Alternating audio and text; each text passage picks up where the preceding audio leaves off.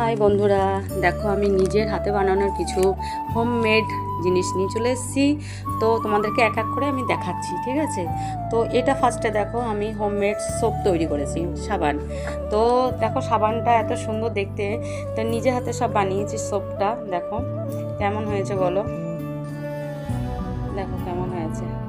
একদম এটার মধ্যে পুরো পিওর তুমি বানাতে পারবে। তো এই একটা জিনিস, আর একটা জিনিস দেখো, এটা এটা এইটার মধ্যে অনেক কিছু আছে, ঠিক আছে? তো তোমরা কমেন্ট করবে কী কী আছে, আমি বলে দেবো। খুবই ভালো, বাজার চলতি যেটা হয় সেটা একদমই নাই, হোমমেড। তুমি এটা মুখে পর্যন্ত অ্যাপ্লাই করতে পারবে। আর একটা জিনিস দেখো, এই যে বিটরুট আমি নিজে বানিয়েছি। বিটরুট যেটা এই সিজনে, শীতকালের পরে তো বিটটা অনেক দাম থাকে, তো আমি নিজে বানিয়ে রেখেছি সকালবেলা খাওয়ার জন্য। ইভেন তো মুখে মাখলেও খুব স্কিন ভালো হবে। তো আমি যে বিটরুট বানিয়েছি, বিট পিওর, একদম পিওর। হয়তো আমরা এটা অনলাইনেও পেয়ে যাব, কিন্তু জানি না কতটা আমি পিওর পাবো, কিন্তু এটা আমি একদম নিজের হাতে বানিয়েছি। তো এই আর কি। আর একটা জিনিস দেখো, এটা হচ্ছে তোমার আমলকি।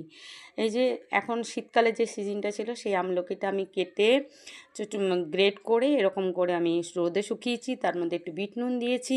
সারা বছর এটা খাবো। আর জানোই তো আমলকি খাওয়া কত উপকার, তো সেই জন্য সবাই জানো অন্তত।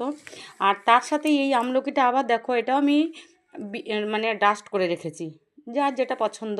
তো আমি দেখলাম না, এটাও একটা করে রেখে দিই, তো আমি এটাও করলাম। তো আমার সব প্রোডাক্টগুলো কেমন হয়েছে তোমরা সবাই একটু কমেন্টকে জানাবে, তো আমার খুব ভালো লাগবে জানালে। আর কেউ যদি জানতে চাও আমার কাছে কমেন্ট করো, আমি বলে দেবো।